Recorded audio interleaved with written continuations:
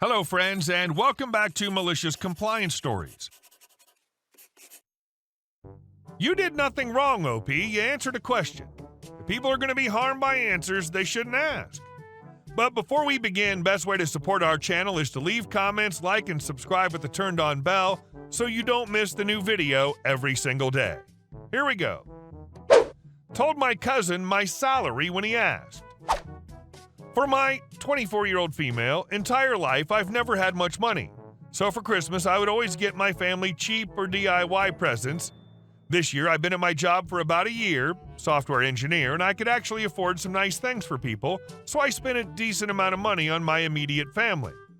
My immediate family exchanged presents on Christmas Eve this year, Dad, Mom, little bro, and me. I bought my brother, 19-year-old male, a nice Alienware gaming laptop because the laptop that he was using for school was my old one that I used all through school and was in bad shape.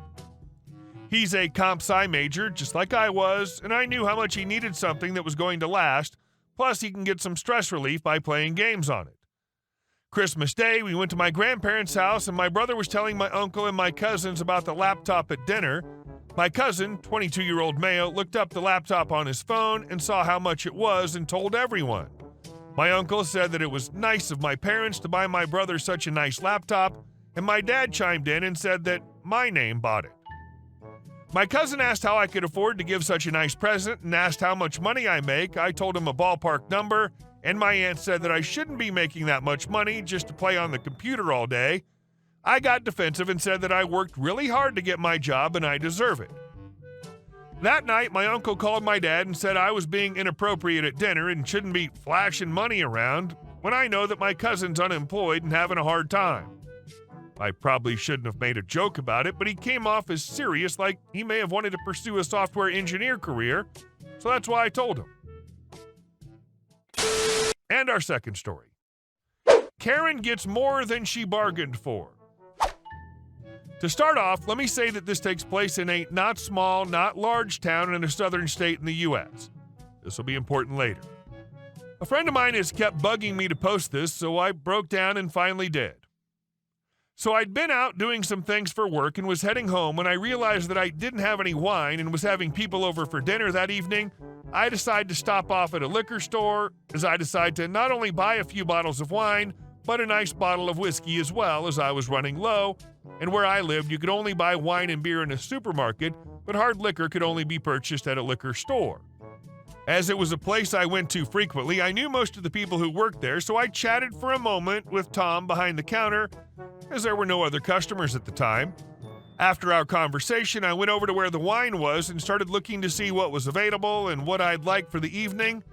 I guess I'd been searching around for about 20 minutes or so, pulling bottles off the shelf, reading the labels, and putting them back, and was so engrossed in what I was doing that I hadn't noticed that there was someone else that had come in. Tom had yelled to me a few minutes earlier that he was going to run in the back and pull some boxes to restock the shelves, and he knew I could spend hours looking at wines, just to pick the right ones, but if anyone came in to give him a shout. As I was kneeling at one of the shelves, I felt a presence behind me and heard a not-so-subtle clearing of a throat. My first thought was that someone wanted to get into where I was, and being so oblivious to my surroundings, I hadn't noticed them there. Not looking up, I said sorry and moved slightly to one side, continuing to take bottles, read the label, and put them back. Then I heard the second, much louder. Now, let me explain that the store had no real dress code for their employees, except that they needed to look neat. That day, I was wearing a black suit with a black shirt. No, I'm not a member of the family, and my name doesn't end in a vowel, LOL, but this will be important later. Not something you would see an employee wearing here. This was then followed by Karen, yes, what else would I call her, speaking. Karen, I swear, I have nothing but problems with you people who work here. You never want to help. Now, I do have to say I've never had a problem with ever getting help here, so I start to tell her, Tom's in the back, let me call him to which she interrupts, no, you're right here, you can help me, or are you too lazy? I start to say, sorry ma'am, but I don't work here, and stand up and only got half of it out when I guess she saw my white collar. Yes, I'm a priest, and while I usually wear normal clothes, if I would stop at this store, I'd been coming back from a hospital visit at the time, and all the employees knew who I was, but appearances. Anyway, she took one look, stepped back, dropped the bottle she was holding, and started stammering. I guess that seeing a preacher buying liquor, it's down south, more Baptist than Catholic, so anyone in black is a preacher, she lost her ability to reason. By the way, some of the biggest drunks I know are preachers, and started screaming like a banshee.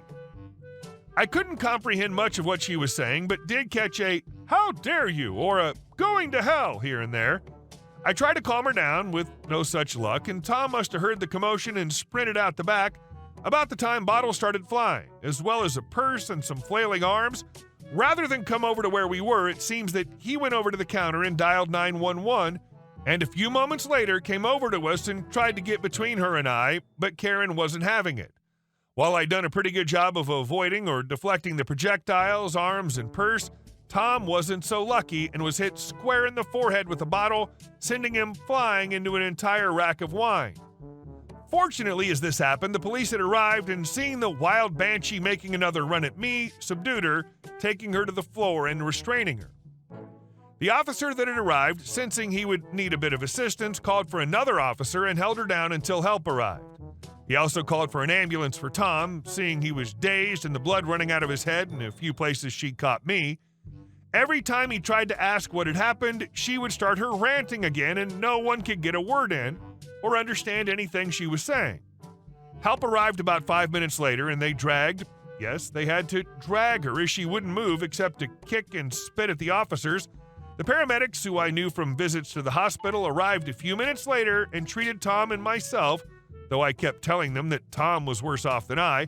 Tom ended up going to the hospital to get checked out and get a few stitches, so the officers took his statement there and I gave them mine at the scene. I found out later that she was the wife of some big-shot lawyer. Aren't they always? And he ended up getting her off on community service, and no one was ever able to find out why in the world she went off like that. I guess the realization that clergy are actual human beings just did her in.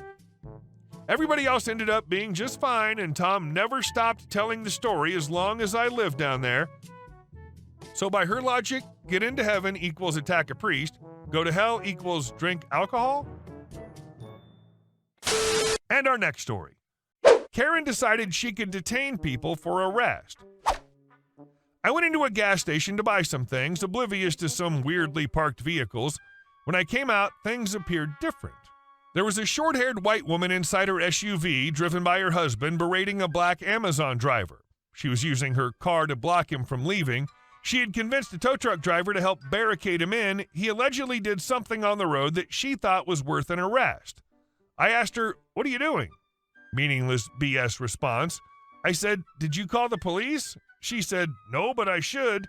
And I told her to do it immediately or I would, and that she could call 911 or the police anytime she wants for whatever reason, but that she's not allowed to detain people. At this point, the tow truck driver seemed to have an epiphany and left. She asked, "What would you tell them? There's a woman harassing an Amazon driver in a parking lot?" I took a picture of her license plate in case it was needed later. She left screaming a bunch of incredulous stuff. I told the Amazon driver he should just get out of here, and he said he just wanted to go home and was afraid the police were coming. The dude was terrified. Edit. I hope these people get more cool and none of you ever see this kind of thing firsthand. If you do, don't neglect your safety. Be yourself and treat everyone like you would want to be treated. Don't argue or criticize. Just say how things appear to you from the facts of the situation. The universe isn't fair. You don't need to correct some karma or teach someone a lesson. Just try to get people to cool off. Thanks, everyone. Thanks so much. And our last story. Kooky foreclosed former homeowner keeps returning to property. I purchased a foreclosed home a year ago in a fairly nice rural area of Connecticut, and the day we moved in, this elderly woman who was clearly drunk comes stumbling up the back steps of the property and introduces herself as the former homeowner. We were in the middle of carrying boxes back and forth, but I politely chatted with her for a minute, then shooed her off. Didn't think much of it, but after that, a few times a week, we would see her car do a slow drive by the house, usually around 9 p.m., going maybe 10 miles per hour, and probably more often than we knew.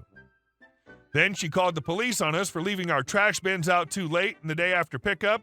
We had literally just walked in the door from vacation and got to meet the local police. So after a couple of months of watching her do slow drives by our house, we come home one day to a handwritten note and her business card slipped under our back porch door. Bear in mind there are 2 front doors and a mailbox. There was no reason for her to come onto the property and go to the back door, saying she wants my realtor's info and some documents from the sale of the house, which she claims she needs or she's getting kicked out of her rent-controlled apartment. I call BS and she was foreclosed on, and according to the neighbors, she had abandoned the property about a year before foreclosure anyway. Literally, as we're standing in the driveway discussing how backcrap she is and how to respond, she pulls into the driveway yet again and comes up to us and starts right in questioning me about the sale of the house and my fiancé, and I tell her politely yet sternly to F off. The next day, I reported the incident to the police. So here we are a year later. She still does slow drives by the house, although less frequently. I usually see her on weekends now. Sometimes she just sits in her car across the street. This evening, I happen to be out in the yard, and I see her pull into the driveway again, taking her sweet, slow time rolling up, but when she saw me in the yard, she backed out. She probably figured we'd be out for the holiday or something. I intend to report it to the police tomorrow. She's clearly mentally unstable and an alcoholic. Edit. I spoke with the local PD today and filed a report.